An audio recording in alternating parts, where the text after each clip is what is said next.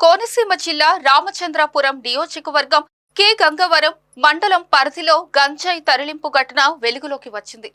Pamarru police station పరిధిలో మంగళవారం మధ్యాహ్నం పామర్రు ఎస్ఐ జి సోమేంద్రకు ఉన్నతాధికారుల నుంచి అందిన సమాచారం మేరకు పోలీస్ బృందం తనిఖీలు చేపట్టింది.